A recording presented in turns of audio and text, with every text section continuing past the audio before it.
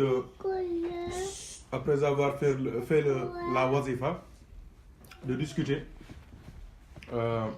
des bienfaits d'Allah qui sont incommensurables. On a pris l'exemple de, par exemple, le cerveau. Et certains hommes qui ont une certaine capacité de mémorisation qui dépasse même l'imaginaire. On peut voir par exemple des scientifiques, des génies qui peuvent par exemple mémoriser un chiffre avec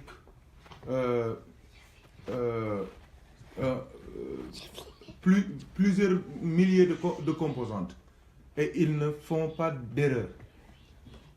On peut voir aussi des savants qui mémorisent des livres tout entiers, avec les détails, avec les explications et tout cela. De notre vivant là, il y en a, présentement, il y en a qui ont ces capacités-là. Et comme je dis souvent aussi, ceux qui ont ces dons d'Allah là ne sont que des preuves des dons que Allah avait fait aux gens qui étaient là avant nous. C'est des preuves pour montrer que, par exemple, si on voit quelqu'un, un jeune qui a moins de 40 ans par exemple, et qui a mémorisé les presque 20 lectures du Saint-Coran, qui a mémorisé ce qu'on appelle Al-Kutubu Sitta, les 6 recueils, les 6 livres qui composent l'ensemble des paroles du prophète Mohammed, sallallahu alayhi wa sallam, des millions de hadiths, il y a des gens qui mémorisent tout. Avec d'autres connaissances et d'autres sciences. Par exemple, cela, ou bien un enfant qui mémorise le Coran à un âge très bas. Pour moi, ça justifie seulement ce que l'on a dit sur nos pieux prédécesseurs qui ont eu des dons et des faveurs qu'Allah leur a fait. Par exemple, dans l'histoire de la Tariqa Tijaniya, on nous parle de la naissance de Cheikh Tijani, mais aussi de sa mémorisation du Saint-Coran à l'âge de 7 ans. Et cette mémorisation-là, par exemple, il y en a beaucoup qui ne pouvaient pas comprendre comme il le faut que, par exemple, un enfant de 7 ans puisse maîtriser le Coran parfaitement. Mais maintenant, alhamdoulilah, tu peux aller dans tous les pays musulmans et trouver des enfants qui ont moins de 7 ans qui mémorisent le Coran. Et pourtant, il y a quelques années de cela, quelques décennies de cela, c'était un miracle. Et c'était même, il y en a même qui disaient que c'était pas possible. Donc les bienfaits d'Allah sont incommensurables. Comme on l'a souligné tout à l'heure, Allah il dit dans le Coran, wa in ta'uddu ni'matallahi la tuhsuha. Si vous essayez d'énumérer, de quantifier, de compter les bienfaits d'Allah et ses faveurs, vous ne pouvez pas le faire. Parce que chaque faveur a sa propre stature, a sa propre histoire. Et chaque faveur est différente d'une autre. Et chaque peuple a ses faveurs. Chaque génération a ses faveurs. Chaque prophète a ses faveurs. Chaque communauté a cette faveur. Mais le plus favorisé de tous les favorisés, c'est le prophète Mohammed sallallahu alayhi wa sallam. Et avant de reprendre la discussion, je m'étais arrêté à dire que les premiers qui vont rentrer au paradis, ce sont les Hamidoun. C'est ceux qui disent le plus sur terre, alhamdulillah. Ah, ça, il faut le retenir. Il faut le noter. Il faut que ce terme, alhamdulillah, soit collé à notre langue, soit collé à notre esprit, soit collé à nos actions. Même, il faut que même nos téléphones reconnaissent alhamdulillah. Parce qu'il y a beaucoup de téléphones, quand tu écris fréquemment un mot, ça mémorise ce mot. Il faut que nos téléphones mémorisent même alhamdulillah. Pourquoi? Parce qu'on l'écrit dans tout ce qu'on fait, on le dit dans tout ce que l'on fait. Parce que les premiers à rentrer au paradis, c'est les Hamidoun. C'est ceux qui disent le plus sur terre, Alhamdulillah. Et le premier de ceux qui disent Alhamdulillah, c'est qui? C'est le prophète Mohammed, sallallahu alayhi wa sallam, qui a dit Alhamdulillah, même avant la créature des terres et des cieux, avant la création, je veux dire, de... Alhamdulillah,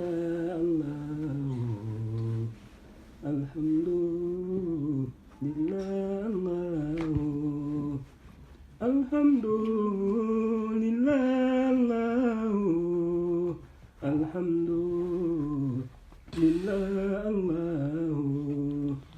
Alhamdulillah, Alhamdulillah, Alhamdulillah,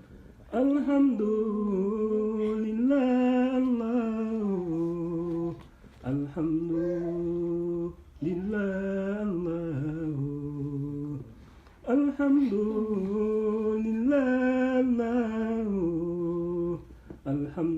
Alhamdulillah,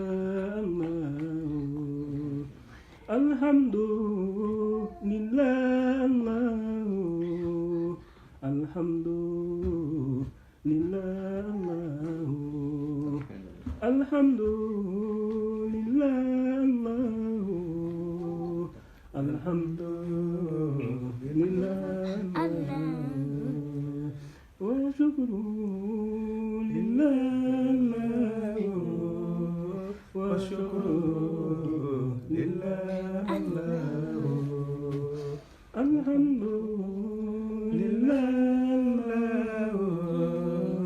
alhamdulillah,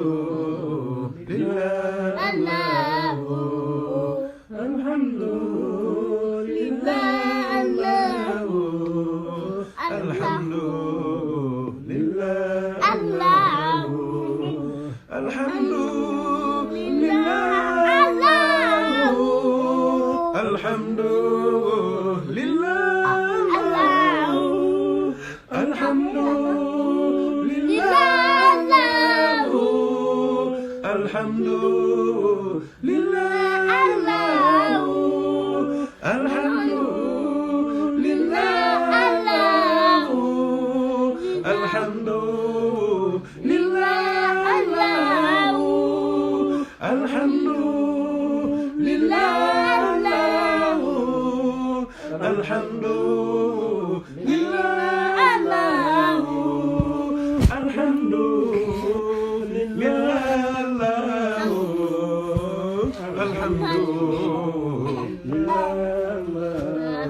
jërëjëf jazakumullahu khairan Cheikh Ibrahima Diop. Donc machallah c'est le kebab qui a un peu détruit sa voix, mais c'était l'un des plus grands zikreurs de la section de Takhikaw.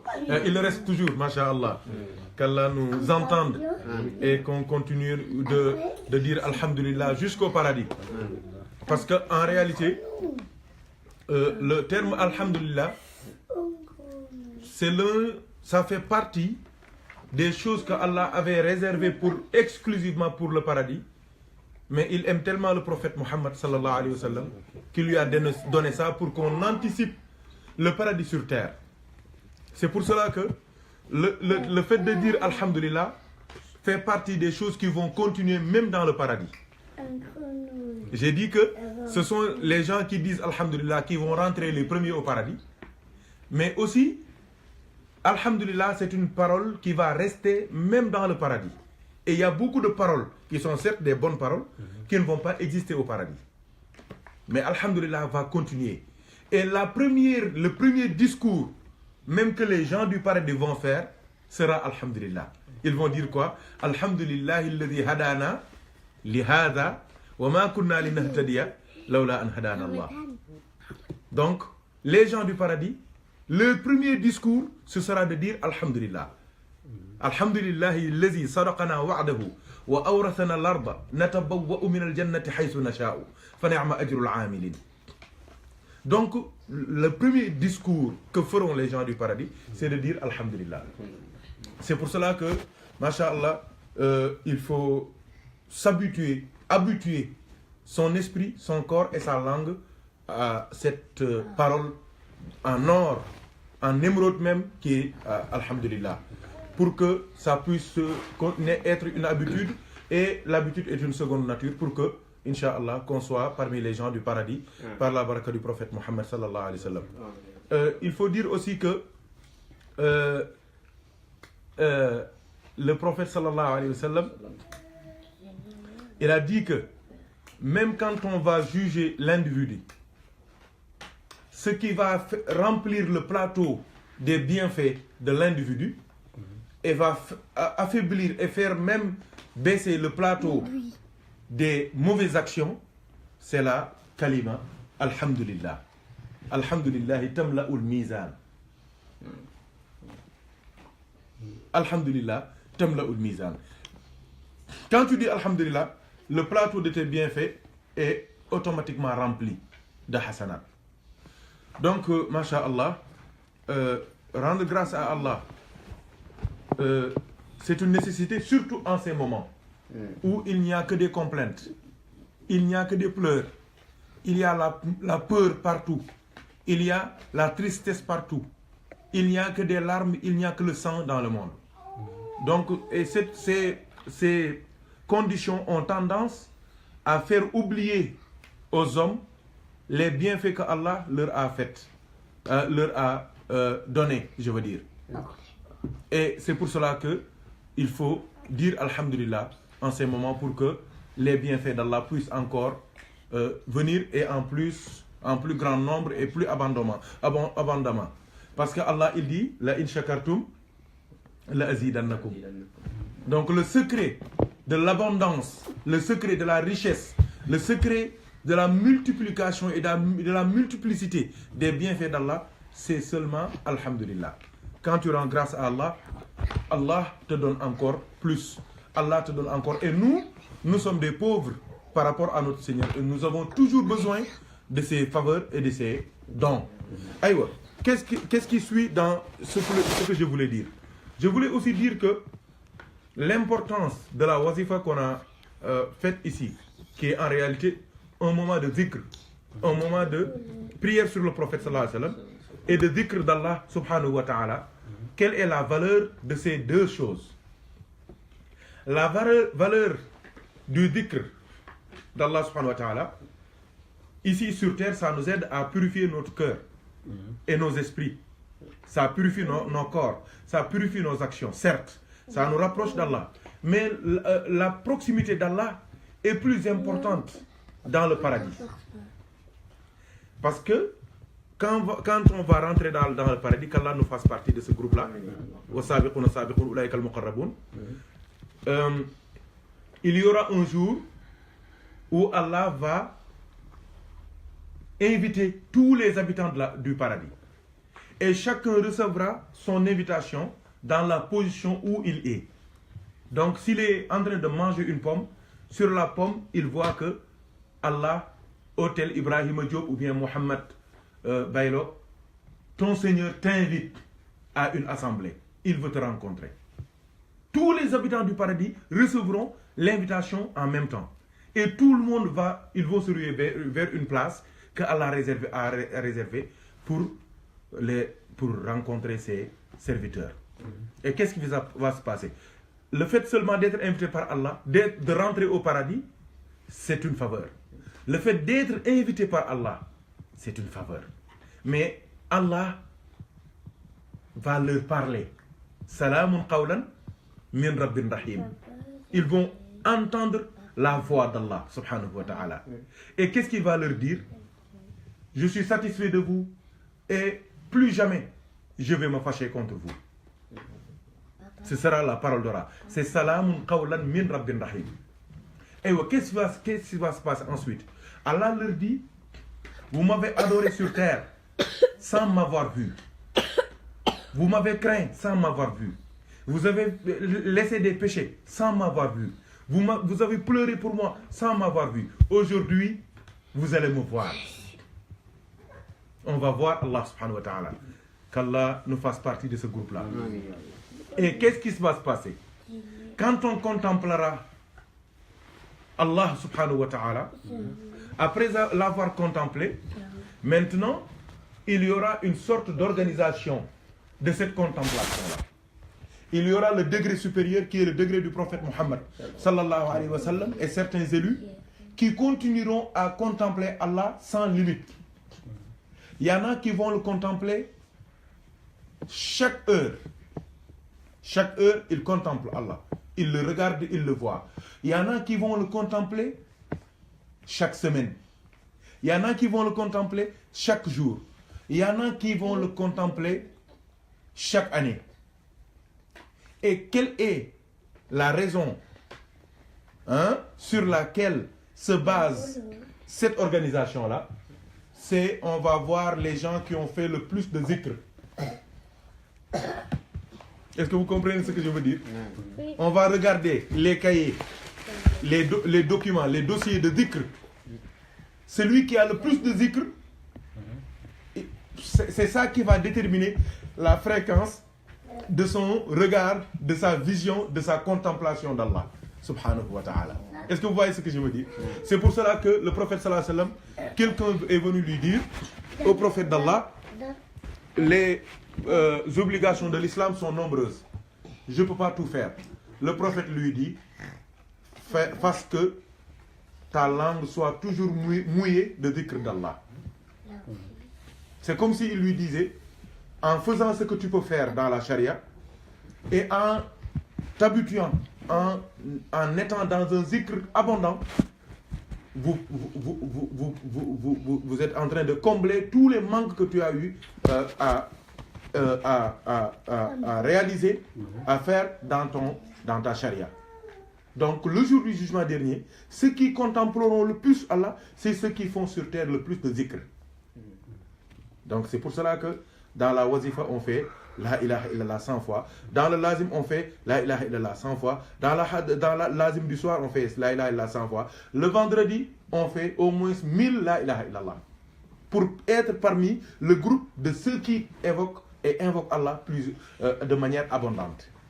Aïwa, quelle est la valeur maintenant de la salatu ala nabi sallallahu alayhi wa sallam? Je vous ai dit que le maître, le chef, celui qui est au devant de la scène de ceux qui contemplent Allah, c'est le prophète Mohammed. Pourquoi? Parce que c'est le meilleur khayru zakirin. Afdalu zakirin, c'est lui, c'est le meilleur des zikreurs, de ceux qui zikrent, c'est ceux qui se rappellent d'Allah subhanahu wa ta'ala, ceux qui évoquent Allah subhanahu wa ta'ala. Aïwa, Maintenant, la proximité d'Allah dans le paradis ne dépend pas de l'action de l'homme, de ses œuvres, mais ça dépend de la proximité de l'homme avec le prophète Mohammed. Est-ce que vous voyez ce que je veux dire?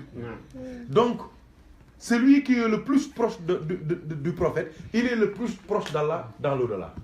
Et pour Allah, pour être proche d'Allah, il faut quoi? Il faut beaucoup de dhikr. Mais pour être proche du prophète, il faut quoi? Il faut beaucoup de salatu ala nabi sallallahu alayhi wa sallam. Surtout la salatul fatihi, qui est la prière préférée du prophète Mohammed. Mais on peut avoir beaucoup de plats, le mafé, le soupu kanja, le foutou, le chou, le kebab, les plats thaïlandais, mais chacun a son plat préféré. Un plat qui, quand il voit 10 plats, il ne dit pas que j'aime pas les autres plats, je ne dis pas du mal des autres plats, mais si j'ai à choisir, je choisis ce plat-là. La salatul fatih, c'est la même chose pour le prophète. Le prophète aime tous les salatu ala nabi. Tout, parce que ça va vers lui. Mais ce qu'il préfère parmi toutes les salatu ala nabi, c'est la salatul fatih. Donc, ceux qui font le plus de salatu ala nabi seront les plus proches du prophète. Ils habiteront même avec le prophète dans Aliyin, ce quartier huppé-là de Firdaus. Hein? Ce quartier huppé de Firdaus. Nous, on a des exemples. Au Sénégal, le mètre carré aux Almadies, c'est pas, ça n'équivaut même pas à 1 hectare à Thiès. Ici à Paris, je crois que c'est Neuilly. Neuilly, c'est quel arrondissement encore? C'est le Neuilly. Oui, je vois. Neuilly où habitent les milliardaires, les Sarkozy, les... C'est le 16e. C'est le 16e. Hein? 1 mètre carré là-bas, 1 mètre carré à côté des Champs-Élysées, mais c'est pas... ça peut pas... C'est le prix d'hectares dans d'autres lieux. C'est la même chose. Le paradis aussi, c'est comme ça. Il y a des quartiers qui n'ont pas d'égal, hein, dans le paradis. Et le quartier le plus huppé, c'est le quartier qui s'appelle Aliyin, là où habitera le prophète Mohammed. Et la proximité et la valeur de ton paradis dans le paradis, hein, c'est le nombre de salatu ala nabi que tu as fait. Et c'est pour cela qu'on organise ces séances de zikr pour qu'on puisse gagner le maximum de salatu ala nabi sans même le savoir. Par exemple, si tu prends le wird, en 1 mois, tu calcules. Mais c'est des centaines de milliers de salatu ala nabi que tu fais. Et ça fait même pas partie des autres que tu fais. Les 500, les 300 que tu fais en cours de route, dans les transports, quand tu as une pause, quand tu as un peu de temps, en regardant la télé, en marchant, en faisant tes courses. Tout ça, ça c'est comptabilisé et ça va faire partie des choses qui vont t'aider à être proche du prophète Mohammed sallallahu alayhi wa sallam. Je vais terminer par un terme qui est très important et qu'on utilise chaque jour. Et beaucoup, quand tu leur demandes, souvent ils ne peuvent pas savoir. Ils disent qu'on a dit que dans la tariqa on fait ça, mais ils ne peuvent pas t'expliquer. Le terme Subhana rabbika rabbil izzati amma yasifun wa salamun ala al-mursalin walhamdulillahi rabbil alamin. En réalité, c'est un verset du Coran qui se trouve dans Sourate Safat, Sourate 35, je crois. Parce que Yassine, c'est 36, c'est 35. Sourate Safat. C'est le dernier verset de Sourate Safat. Subhana rabbika rabbil izzati amma yasifun wa salamun ala al-mursalin walhamdulillahi rabbil alamin. En réalité, ce terme, cette phrase, Subhana rabbika rabbil izzati amma yasifun, en réalité, c'est comme un ascenseur. C'est l'ascenseur des œuvres. C'est comme une fusée. Ça fait monter les œuvres. Quand tu fais une action pour adorer Allah, et à la fin tu dis Subhana rabbika rabbil izzati amma yasifun wa salamun ala al-mursalin walhamdulillahi rabbil alamin, c'est quand l'action vient auprès d'Allah, ça n'a pas ta signature, mais ça a la signature des prophètes et des élus d'Allah. C'est comme si c'est eux qui l'ont fait à ta place. C'est comme si, par exemple, toi, tu es nul dans une matière et tu te fais faire ta composition ou bien ton examen, bien que c'est de la triche, c'est de la fraude, par un professeur ou bien le professeur qui a donné même l'épreuve. C'est pas la même chose. Ton vin est assuré à 100%. C'est la même chose. Donc les œuvres sont élevées par rapport aux prophètes et aux élus d'Allah subhanahu wa ta'ala. Donc comme on le faisait, comme on l'a fait tout à l'heure, vous pouvez intervenir et donner vos réflexions, mais aussi s'il y a des questions aussi, on peut poser et discuter, Inch'Allah. On est en démocratie spirituelle aussi. On n'a pas le monopole du savoir. En plus de cela, c'est la fraternité. Il n'y a pas de différence, il n'y a pas de discrimination. Nous sommes tous des frères. Et la preuve, c'est que dans la wazifa, dans la hadra, il n'y a pas de galons.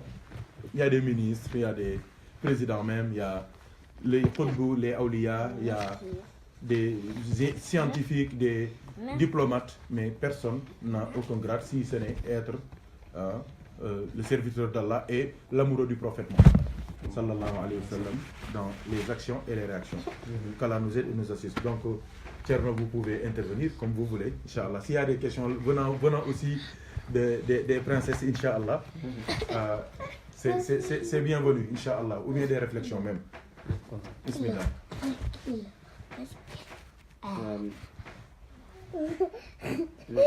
J'aurais juste une question, c'est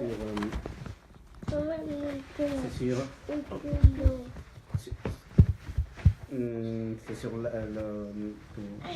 Alhamdulillah Rabbil Alamin. Bon, je comprends bien le fait de le faire, et l'intérêt plutôt de le faire chaque fois, et puis de s'habituer à le dire aussi souvent. Mais je voulais savoir aussi s'il y a des conditions ou il y a des circonstances qu'il faut aussi, finalement, pour nous permettre de s'habituer. Enfin, quelles sont peut-être les conditions ou quelles sont, par exemple, est-ce qu'il faut le faire suivre aussi par des actions ou pas? Parce que juste de le dire par la bouche, par la bouche, c'est ouais. autre chose. Est-ce que c'est suffisant? Je pense pas. C'est mon avis. Donc, du coup, je voulais savoir finalement quels sont les critères et les conditions qu'il faut réunir pour que finalement le fait de dire là, alhamdulillah, soit bien entendu par celui qui te remercie. Est-ce que finalement dire juste alhamdulillah sans avoir la volonté et l'intention en question, je ne pense pas que ça vaudrait quelque chose. Donc, voilà, c'est ma question. Une première question. Donc j'espère que tout le monde a compris. Hein? Juste pour... Bismillah. C'est comme s'il disait alhamdulillah ala kulli hal. Donc alhamdulillah dans tous les états. Donc comment ça... C'est dans ce sens-là qu'elle essaie de dire alhamdulillah par les actes, alhamdulillah par le corps, alhamdulillah par la langue, les et tout. Donc alhamdulillah ala kulli hal en gros. Enfin, pourquoi je le dis finalement, alors, on m'avait appris dans l'histoire que la première chose que notre père, Adam, ce qu'il a fait, c'est d'éternuer. Quand il a éternué, ce qu'on l'a demandé de dire, c'est dire Alhamdulillah. Et quand il a dit Alhamdulillah, du coup, je ne sais pas si c'est l'ange, Jibril, qui l'a répondu Yarhamakallah. Effectivement. Là, on voit bien le sens d'Alhamdulillah et Yarhamakallah. Donc, Alhamdulillah et Yarhamakallah, donc du coup, avec la réponse de Jibril, Adam, qui était aussi bon que Dieu a donné des savoirs, finalement, il a pleuré. Pourquoi? On l'a demandé pourquoi il pleure. Et la réponse, c'est que si tu me dis Yarhamakallah, c'est que je veux faire une faute, une erreur.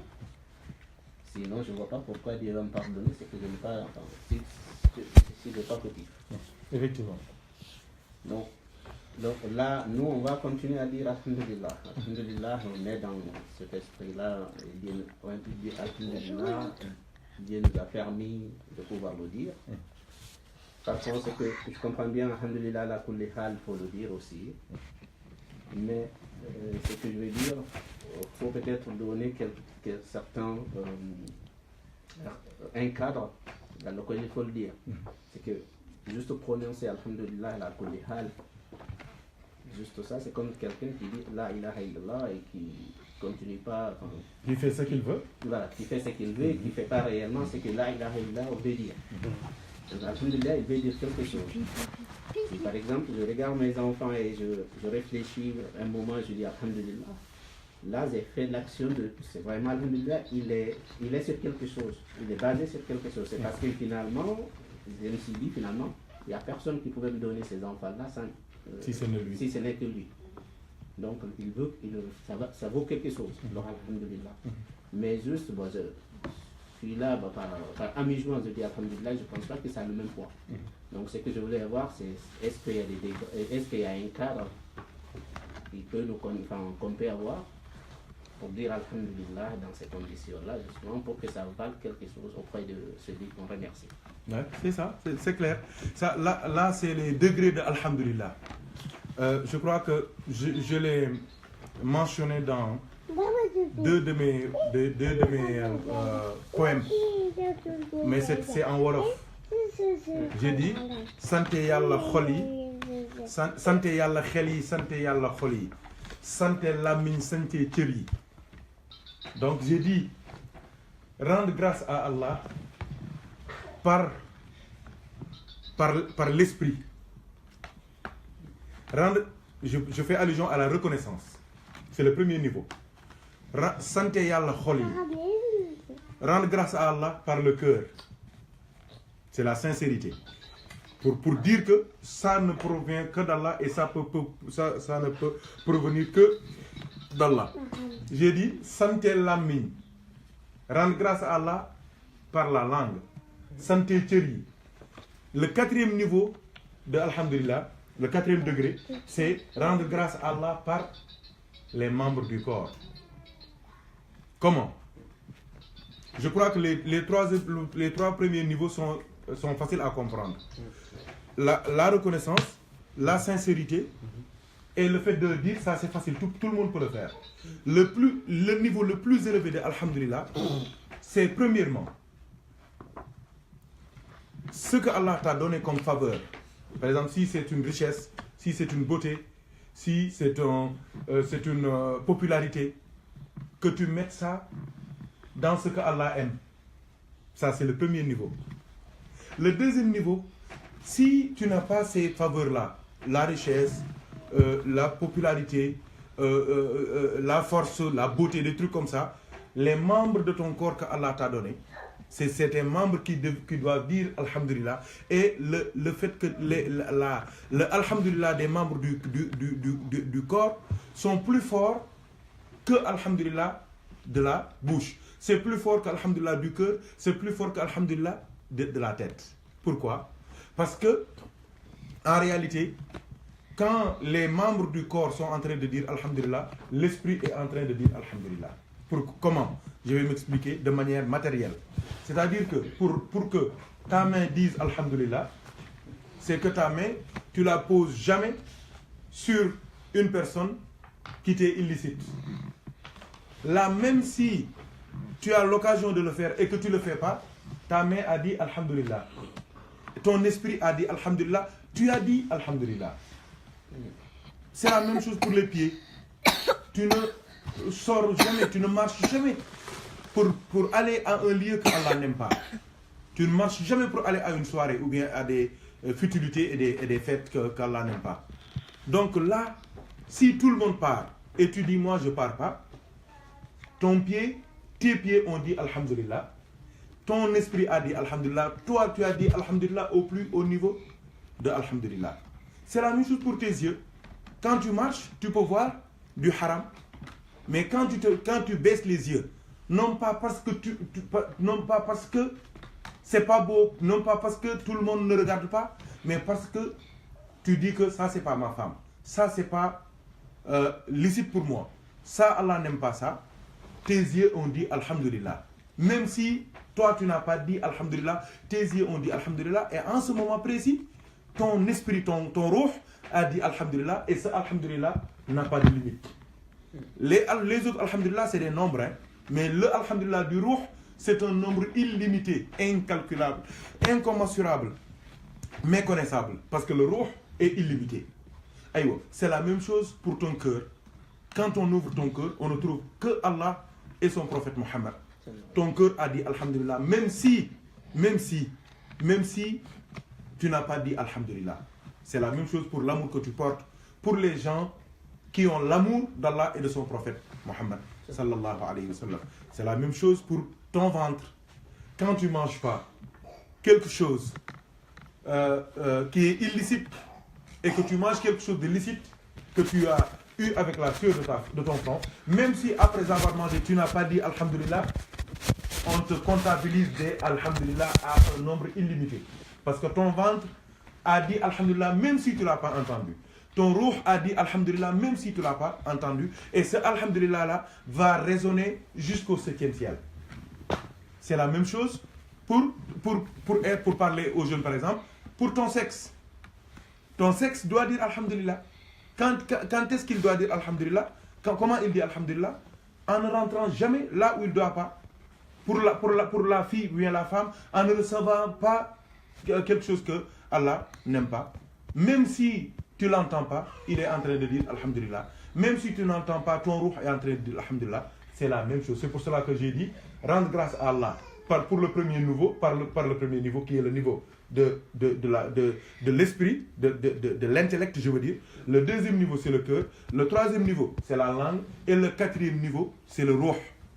Et ce ruh-là, c'est-à-dire c'est les membres du corps. Donc ça, c'est les niveaux de alhamdulillah. Et celui-là qui accède au quatrième niveau, c'est celui-là qui a vraiment dit alhamdulillah, même s'il n'a pas un chapelet pour dire des milliers d'alhamdulillah. Mais aussi, il faut dire que c'est par le premier qu'on accède au deuxième.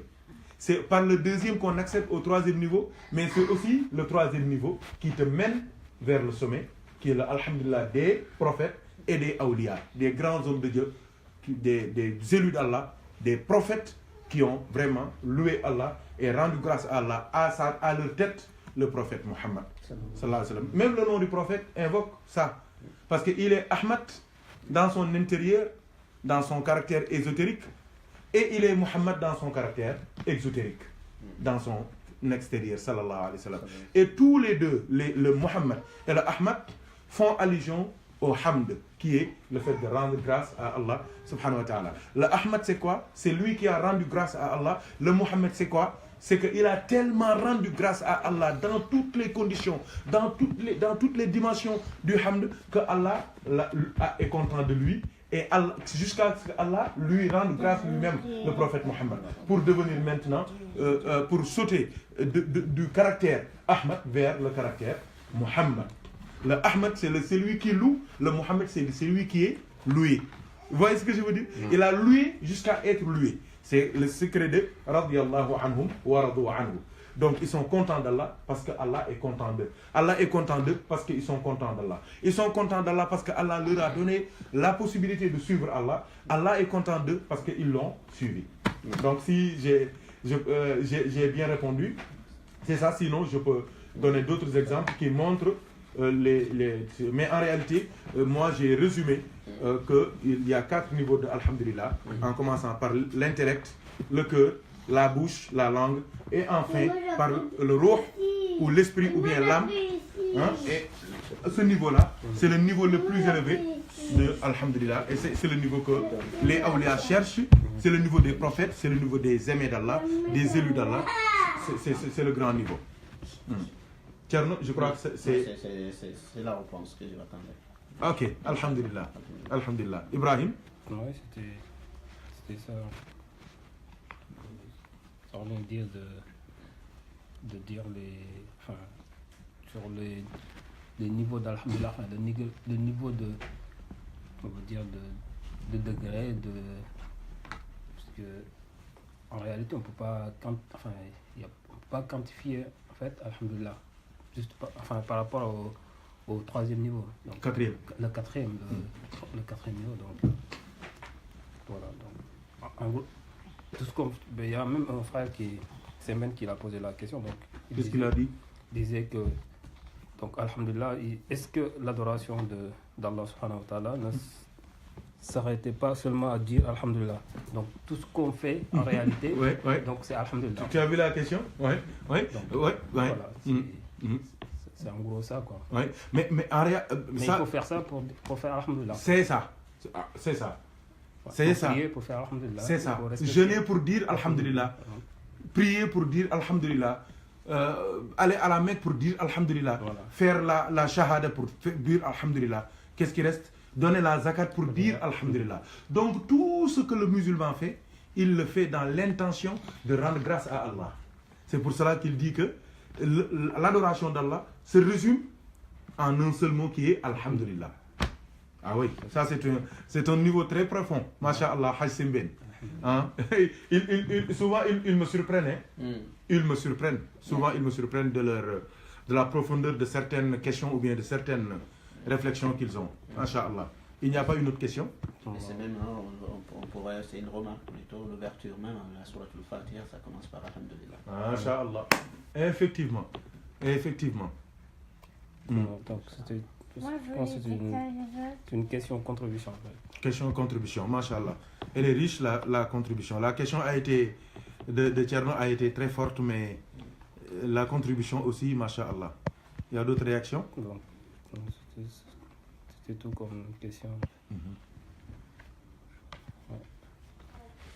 Ibrahim va recueillir au moins les paroles des princesses là, des reines là.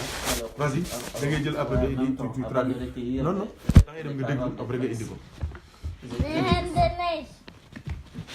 J'avais juste une remarque aussi, c'est sûr, finalement, le moment où vous disiez finalement, quand plus on loue Dieu sur ce qu'il nous a donné, plus il nous augmente. Ils ont dit qu'ils ont été satisfaits des réponses qui ont été... Des questions et des réponses. La question. Ouais, vous avez répondu... Vous voudriez poser la question de Tcherno? C'est la même question en fait. Donc, Ah ouais. Elles sont connectées, hein? Je lis finalement dans vos têtes, c'est ça? voilà. Bismillah, oui. Donc c'est bon. Non, donc du coup... Il a une remarque, ouais. Ok, j'ai juste une remarque, c'est par rapport au moment où on disait finalement... Bon, enfin, c'est dans le Coran.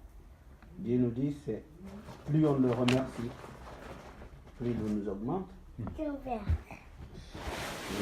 Quelque part, il nous incite à être optimiste. Et il y a aussi un autre verset où il nous dit finalement qu'il ne change pas ce qu'il a mis sur des hommes tant que les hommes ne changent pas eux-mêmes ce qu'eux se eux. Donc en gros, quelque part, c'est deux versets qui sont complémentaires et qui disent à peu près la même chose. Effectivement. Donc il nous renvoie tous à dire finalement, alhamdulillah, remercier Dieu pour ce qu'il nous a donné. Donc quelle que soit la manière dont nous sommes, ou quel que soit ce qu'on n'a pas, on est toujours au milieu. Il y en aura toujours plus pauvres ou plus bêtes que nous. Et il y aura toujours plus intelligents et plus riches que nous. Donc on est toujours au milieu, donc mieux vaut jusqu'à arriver à Dieu. Mieux vous dire, continuez à dire alhamdulillah et remercier Dieu. Non, c'est Après, si vous avez des interrogations sur justement la partie, il ne change pas ce qu'il nous a donné tant qu'on ne change pas nous-mêmes, parce que souvent aujourd'hui c'est ça le problème. Les gens sont souvent incités par ce qu'ils voient sur les autres, au lieu de se soucier de ce qu'eux ils doivent à Dieu. Donc si vous pouvez aussi nous augmenter là-dessus, ça pourrait nous aider. Inch'Allah. Donc, le Tcherno, il a parlé de ce verset-là, masha'Allah, plein d'espoir. Ça fait partie des versets d'espoir. Le Coran, il y a des versets d'espoir, bien que le plus grand verset d'espoir, le prophète sallallahu alayhi wa sallam, il a dit, c'est ce verset dans Sourate Zumar, où Allah dit, La taqnatu min rahmatillah. Ne vous découragez pas de la miséricorde d'Allah, subhanahu wa ta'ala. Mais ce verset aussi, la in shakartum la azidannakum, fait partie des versets d'espoir. Pourquoi? Parce que le prophète sallallahu alayhi wa sallam, il a dit dans un autre hadith, et ce hadith-là traduit de manière très claire et limpide la in shakartum la azidannakum. Si vous me remerciez, j'augmente. Certes, je vais vous donner encore plus abondamment. Aïwa, quelle est la parole, cette parole du prophète? Il dit, sallallahu alayhi wa sallam, il dit, celui à qui Allah a ouvert la porte de la prière, Allah veut lui ouvrir, lui a déjà ouvert la porte de l'acceptation. Parce que Allah, il ne retourne jamais une prière, quelle que soit la situation. Et le prophète sallallahu alayhi wa sallam, il a dit, la prière, elle est toujours exaucée. Soit elle est exaucée, tu as ce que tu demandes à Allah sur le champ, ou bien il te le garde pour l'au-delà, ou bien il te pardonne des péchés grâce à cette prière que tu as faite.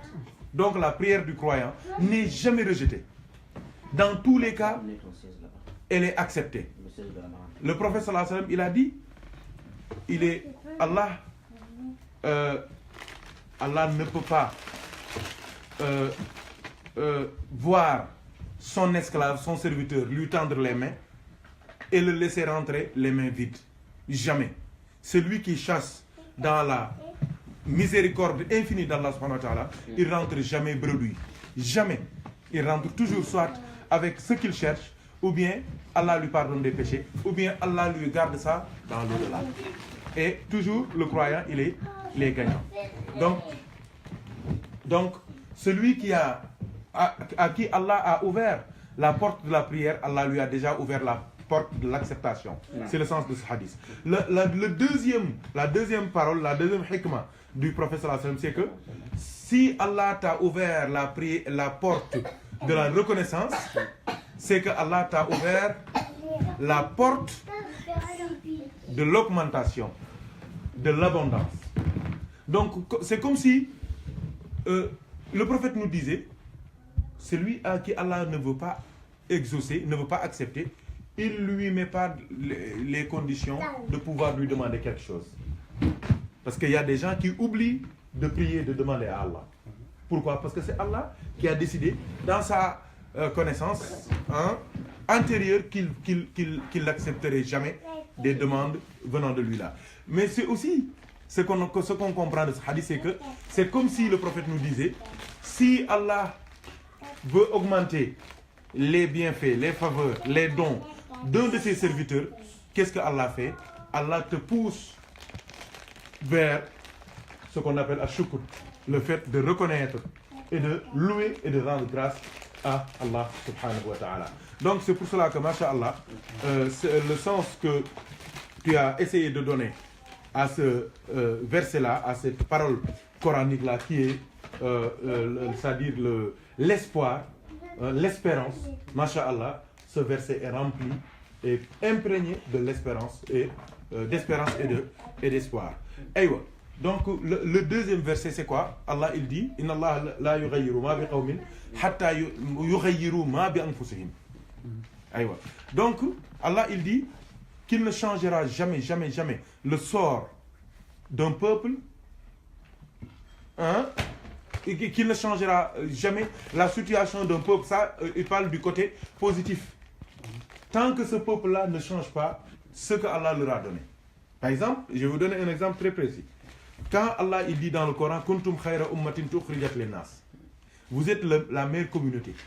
Mais il y a des conditions, et ces conditions sont au nombre de 3. Kuntum khayra ummatin tukhrijat linnas, ta'muruna bil ma'ruf, wa tanhawna 'anil munkar, wa tu'minuna billah. Donc, Allah, il a décrété dans sa miséricorde que la communauté du prophète, c'est la meilleure communauté. Mais il y a cette faveur, cette suprématie est assujettie à 3 conditions. Donc, tant que les conditions sont là, Allah ne change pas son décret. Mais si les conditions changent, maintenant, le décret est levé. Les lois deviennent abrogées. Les lois deviennent caduques. Nul et non avenu. Et ça, c'est la décision d'Allah. Les lois d'Allah peuvent changer. Mais la différence avec les autres lois, c'est que les autres lois, c'est les hommes, c'est les politiques, c'est les députés, c'est les groupes parlementaires qui changent les lois. Mais la loi d'Allah, seul Allah peut changer sa loi. Et il a le droit, il a la capacité, il a le pouvoir, il a la latitude de changer tout ce qu'il a fait. Même dans le droit, parmi les règles les plus connues du droit, on dit que tout ce que le législateur fait, il peut le défaire.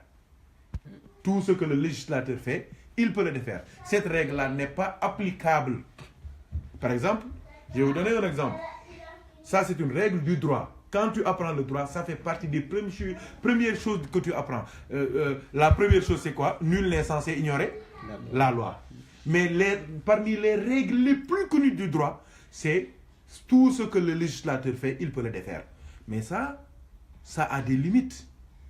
Regardez aux États-Unis d'Amérique. Leur constitution, on ne peut pas changer une ligne. Parce que si, par exemple, on essaie de faire un amendement et qu'un seul Américain dit non au référendum, on ne peut pas changer l'amendement. C'est ça qui nous crée tous les problèmes. Parce que maintenant, on veut changer les lois sur les armes, sur la possibilité aux hommes de disposer d'armes pour se défendre. Ils ne peuvent pas changer parce que c'est le deuxième amendement. Ils ne peuvent pas changer ça. Donc, quand on dit que tout ce que le législateur fait, il peut le défaire, c'est une règle que les Américains réfutent. Parce qu'ils ont une constitution qui n'a pas changé depuis des centaines d'années. Depuis presque le XVIIIe siècle. Donc, pour vous dire que, Masha'Allah, on garde sa force, on garde son pouvoir, on garde sa suprématie, mais à condition de savoir quel est le secret de la force qu'on a. Un exemple dans Surat Al-Ahzab. Quand Allah dit aux femmes du prophète et aux filles du prophète sallallahu alayhi wa sallam, Lastunna ka ahadim min an-nisa'i. Mais à quelles conditions? Allah il dit Inittaqaytunna. Vous n'êtes pas semblable, vous n'êtes pas égal à toutes les femmes du monde. Lastunna ka ahadim min an-nisa'i. Aux femmes du prophète, aux filles du prophète, vous n'êtes pas égal aux autres femmes du monde. Vous êtes au-dessus de toutes les femmes, à une condition, que vous ayez la taqwa, que vous faisiez attention à votre comportement par rapport à vous-même, à votre habillement, à vos paroles, par rapport aux relations que vous avez avec le prophète Mohammed. Tant que vous le respectez, tant que vous respectez la charia, tant que vous vous comportez bien, vous êtes les meilleures femmes du monde parce que vous avez le meilleur mari du monde. Vous êtes les meilleures filles du monde parce que vous avez le meilleur père du monde. C'est la même chose pour nous aussi. Nous avons le meilleur prophète du monde, nous sommes la meilleure communauté du monde, mais à condition qu'on soit dans les dispositions, dans les règles, dans les orientations que le prophète Mohammed sallallahu alayhi wa sallam nous avait enseigné. C'est ça le secret de Inna Allah la yughayyiru ma bi qawmin hatta yughayyiru ma bi anfusihim. Et les règles sont là. Nous sommes la communauté élue d'Allah subhanahu wa ta'ala. Mais depuis qu'on a délaissé le Coran, qu'on a délaissé la Sunna, qu'on a mis au-dessus d'Allah, du prophète Mohammed sallallahu alayhi wa sallam, de ses enseignements, de ses orientations, d'autres choses, d'autres pensées, qu'on a relégué au second plan notre religion, mais maintenant nous sommes à la risée du monde. Nous sommes derrière. Nous sommes massacrés, Tcherno. Nous sommes des esclaves de ce qu'on suit. De ce qu'on suit. Nous sommes massacrés. Et pourtant, nous avons l'or, nous avons le pétrole, nous avons le diamant, nous avons le marbre, nous avons toutes les forces du monde. Et ça, c'est des forces matérielles. À côté de cela, nous avons la plus grande force du monde, qui est le prophète Mohammed sallallahu alayhi wa sallam, qui est la force spirituelle. Et malgré cela, malgré tout cela, on est derrière. C'est parce qu'on sait, parce que comme je dis souvent, moi, je ne suis pas contre qu'on me trompe, qu'on me dribble. Ce que je ne fais pas, moi, je ne me dribble pas. Je ne me trompe pas moi-même. Tu vois ce que je veux dire? Comme on dit, minimiser les gens, c'est pas bon. Mais ce qui est plus dangereux, c'est se minimiser soi-même. Et là, on est tombé dans le piège de l'Occident. On est tombé dans le piège de tous ceux qui n'aiment pas l'islam et n'aiment pas le prophète Mohammed sallallahu alayhi wa sallam. Jusqu'à ce qu'on oublie tout et qu'on essaie de voir que d'autres ont plus de connaissances, d'autres ont plus de civilisation, de savoir que nous. Or, tout ce que Allah a comme bienfait, il l'a mis dans ce qu'on appelle Al-Kanz al-A'zam. Hein? On l'a dit 12 fois dans la Wazifa. Al-Kanz al-A'zam, c'est quoi? C'est le trésor suprême. le plus grand trésor du monde qui est le prophète Mohammed sallallahu alayhi wa sallam, qui rassemble en lui al-fuhum wal-ma'ani. Al-fuhum, c'est les connaissances ésotériques, livresques. Wal-ma'ani, et les connaissances célestes, les connaissances qui sont cachées dans le cachet du cachet. Toutes ces connaissances, que ce soit les connaissances expérimentales, les connaissances d'ordre spirituel, Allah a regroupé tout cela dans le cœur du prophète Mohammed sallallahu alayhi wa sallam. Mais celui-là aussi qui est un milliardaire, hein, qui voyage dans un pays où il a perdu sa carte bancaire, s'il ne trouve pas quelqu'un qui peut l'aider, il est le plus pauvre de ce monde-là. Il va finir par manier. Pourtant, dans son compte, il y a des milliards qui sont dedans. Vous voyez ce que je veux dire?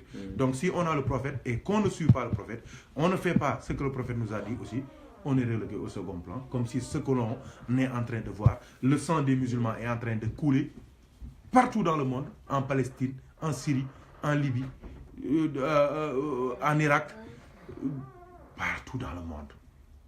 Tout ce qu'on voit comme sang dans le monde, c'est le sang des croyants. Et souvent, ce qui fait le plus mal et qui justifie ce qu'on vient de dire, c'est que la plupart des musulmans qui sont tués, ils sont tués par des musulmans. Manipulés par d'autres. Déroutés par d'autres. Ils ont fait des lavages de cerveau et ils les ont contrôlés jusqu'à ce qu'ils oublient les vraies raisons de leur existence, mais aussi la suprématie du message coranique qui doit être en réalité la constitution du monde, parce que c'est ce que Allah a donné au prophète Mohammed sallallahu alayhi wa sallam. C'était ça, je crois. C'était ça.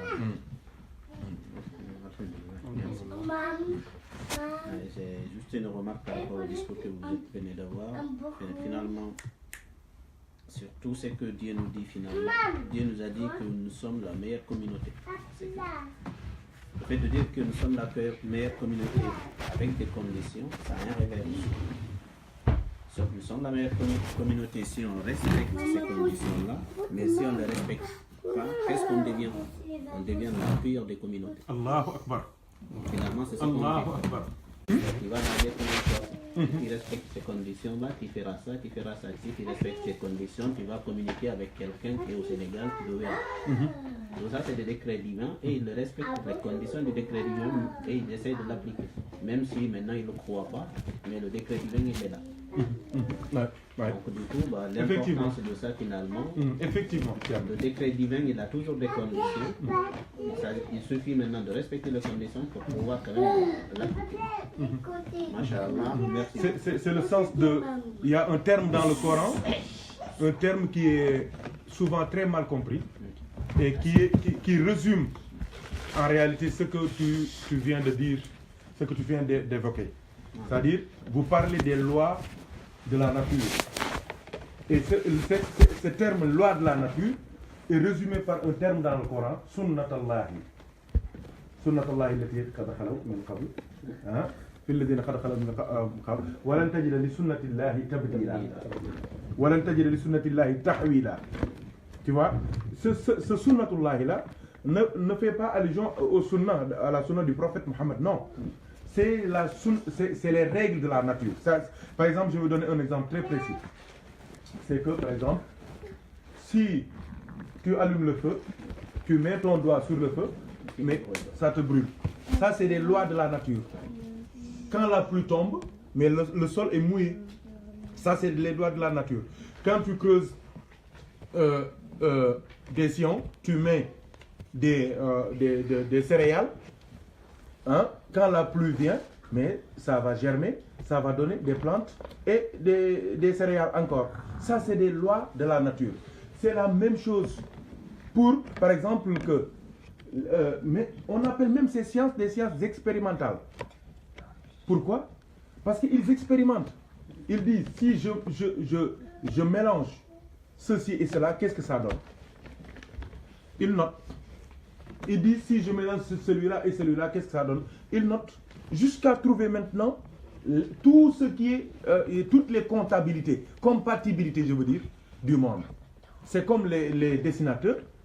Par exemple, tu dis, aujourd'hui, un dessinateur, il est en train de faire son tableau, mais il n'a pas la couleur grise. Si c'est un dessinateur comme moi, qu'est-ce que je fais? Mais je prends mes pieds ou bien je prends ma voiture pour aller loin pour acheter un feutre, un crayon, de la peinture grise. Or, si c'est un peintre, un dessinateur expérimenté, qu'est-ce qu'il fait? Il prend la couleur blanche, il mélange avec la couleur noire et ça devient gris. Ça, c'est une loi de la nature. C'est la même chose pour l'informatique, c'est la même chose pour l'aéronautique, c'est la même chose pour les télécommunications. Eux, ils ont utilisé ces lois de la nature que Allah a données. Et ces lois de la nature-là n'ont pas de limites, n'ont pas de frontières. C'est des lois qui sont là pour toute l'existence. C'est ce qu'on appelle la Rahmaniya d'Allah. C'est cette miséricorde d'Allah-là qui ne connaît pas, qui connaît ni chrétien, ni juif, ni athée, ni mage, ni quelqu'un qui est gentil ou bien quelqu'un qui est mauvais. C'est des lois de la nature. Et c'est ça ce que Allah dit dans le Coran, Sunnat Allah. Ce sont les sunnats d'Allah. Ce sont les règles immuables d'Allah. Parmi ces règles-là, il y a des règles qui sont des règles matérielles, comme par exemple cette matière-là qui nous apprend les expériences-là qu'on fait en quatrième. Sciences physiques, physique et chimie. Hein? Les laboratoires, laboratoires de recherche. C'est ça. On prend ton sang, on a appris par des méthodes que le sang, si ça fait par exemple 3700 tours dans une machine, mais ça par exemple, ça sépare les globules blancs des globules rouges. Ça montre le taux de sucre qu'il y a dedans, le nombre de leucocytes qu'il y a dedans, le nombre de cytes qu'il y a dedans. Ça, c'est des lois qui sont universelles. C'est pour cela que, par exemple, tu peux prendre des matériels ici, tu l'amènes au Sénégal et tu l'utilises. Ça, c'est des lois de la nature. Par exemple, celui-là, il est dans ce domaine. Par exemple, partout dans le monde, on sert à gauche et à droite, n'est-ce pas? On sert serré et on dessert à gauche. C'est partout dans le monde. On sert à droite et on dessert à gauche. C'est la même chose même pour les bâtiments maintenant. Tu peux voir un ingénieur qui va au Sénégal, en quittant ici, il n'a que sa chemise. Il n'a rien, il n'apporte rien. Parce que c'est les mêmes règles qu'ils utilisent partout dans le monde. Donc, qu'Allah nous aide et nous assiste par la baraka du prophète. S'il y a une question, Ibrahim. Tu as bismillah. Parce que tes remarques là, masha'Allah. J'espère qu'aujourd'hui les frères ont été bien servis. Masha'Allah. On va voir les frères. Des questions ou des remarques? Ibrahim, demain, tu vas recueillir On va voir. Demain, après, demain. Je pense que non.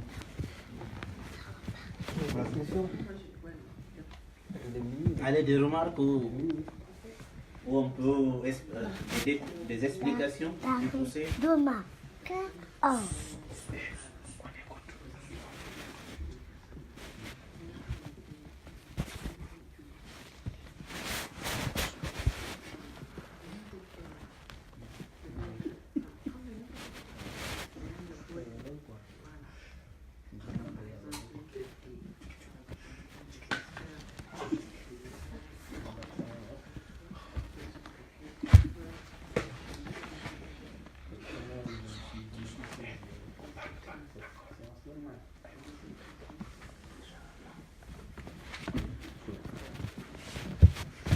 Bon, je voulais savoir comment les inventeurs, par exemple Pasteur ou Einstein ou les autres, comment ils ont fait pour bénéficier de ces sciences-là. Et on sait tous que et ils ne sont pas croyants. Ils ne sont pas des musulmans, ils ne sont pas des croyants. ont pu bénéficier de ces faveurs d'Allah. Ouais. Donc, je crois que ça rejoint un peu la notion de les lois de la nature, les lois divines. Ces lois-là, comme j'ai dit tout à l'heure, elles demandent par rapport aux gens qui sont souvent même des athées et qui ont créé les plus grandes inventions du monde. Comment ils peuvent être aussi mécréants et aussi dénégateurs d'Allah même, de son existence même, et avoir toute cette force-là, toutes ces capacités. Mais c'est très simple. Il faut connaître, par exemple, le sens de Bismillahi ar-Rahman ar-Rahim. J'ai dit que tout ça, on le met dans la mer de la Rahmaniyya d'Allah. La Rahmaniyya d'Allah, c'est une miséricorde qui n'a pas de couleur.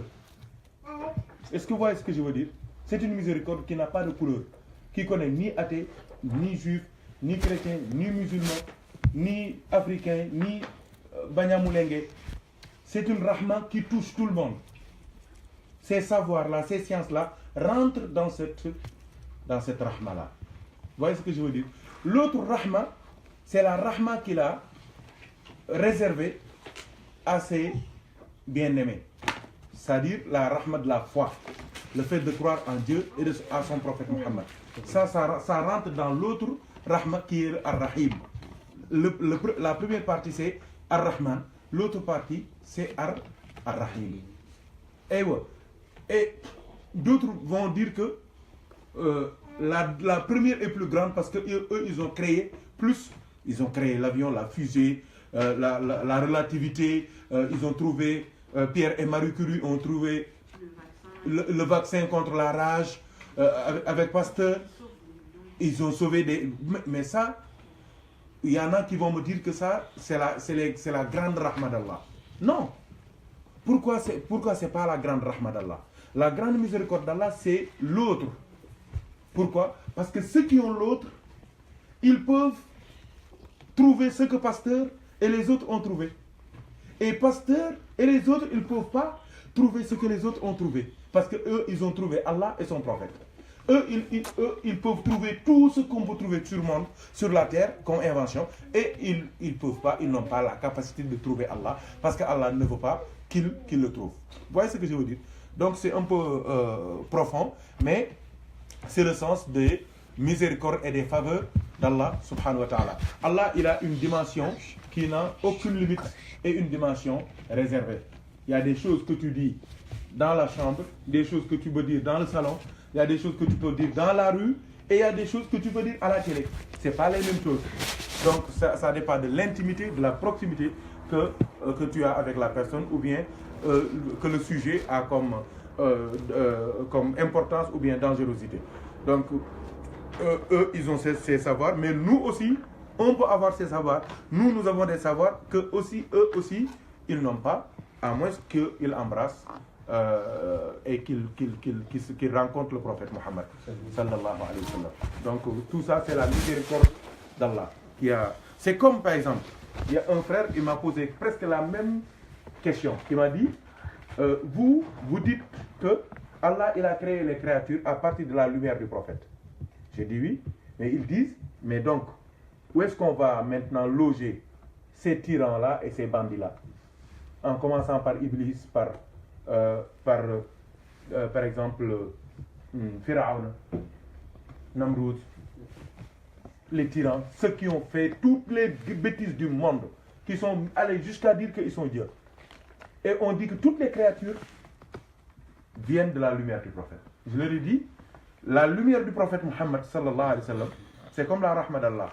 Il y a une rahma générale et une rahma spéciale. La lumière du prophète sallallahu alayhi wa sallam, c'est comme la main. Il y a une partie qui est noire et une partie qui est toute blanche. Pour nous, par exemple. Donc, la lumière du prophète sallallahu alayhi wa sallam aussi, il y a une bicéphalité. Il y a deux têtes. L'une des têtes, elle est noire. L'autre tête, elle est toute blanche. Donc, tous les awliya, tous les prophètes, tous les hommes de Dieu, tous les croyants vont être créés à partir de la partie blanche. Et toutes les autres créatures qui vont être les pharaons, les autres qu'on connaît, vont être créés à partir de cette lumière-là. C'est la même chose. C'est la même chose comme l'aliment qu'on mange.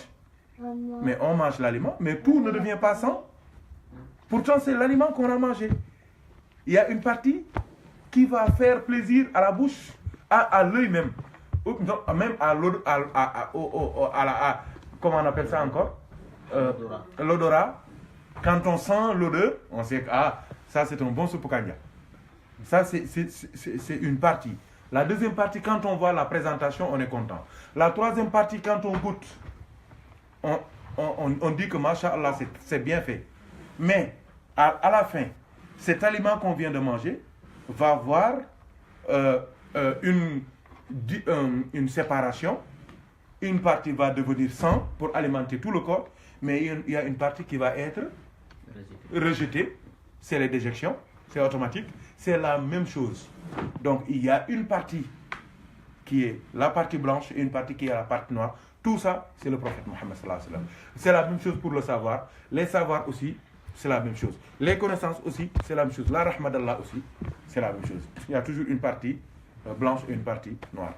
qu'Allah nous aide et nous assiste. Donc je crois qu'on a fait un peu le tour.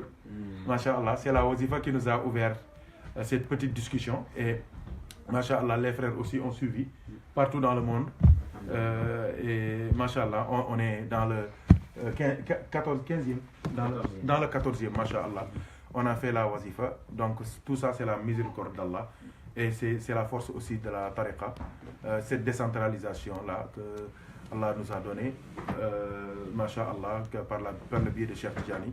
Et cette présence avec le prophète qu'on a le matin et le soir, Masha'Allah, lors de la wazifa, pour maintenant accéder à l'autre étape pour voir vivre avec le prophète, encore l'aimer, toujours vibrer pour lui, Inch'Allah, ici et dans l'au-delà. Qu'Allah nous aide et nous assiste, qu'Allah nous donne la baraka du prophète sallallahu alayhi wa sallam, de Cheikh Ahmed Tijani, de Cheikh Al-Hajj Omar Al-Fouti, de nos pieux prédécesseurs, qu'Allah nous raffermisse la foi, qu'Allah nous donne beaucoup de lumière, qu'Allah nous guide et nous guide nos enfants, qu'Allah fasse miséricorde à nos parents, qu'Allah facilite pour les frères qui sont dans des difficultés, qu'Allah regarde par l'œil de la miséricorde toutes les créatures, surtout les musulmans qui sont en difficulté partout dans le monde. Qu'Allah aussi nous donne la paix dans le cœur, dans le corps, dans l'esprit. Qu'Allah nous donne aussi la force de pouvoir le louer, lui rendre grâce en tout moment, en tout état, pour dire Alhamdulillah. Et avec ces 4 niveaux, Inch'Allah, par la baraka du prophète Muhammad sallallahu alayhi wa sallam. Bihurmatillahumma salli ala sayyidina Muhammadin al-Fatih lima ughliqa wal-Khatim lima sabaqa nasir al-haqq bil-haqqi wal-hadi ila siratika al-mustaqim wa ala alihi haqqa qadrihi al-miqdar العظيم سبحان ربك رب العزة عما يصفون وسلام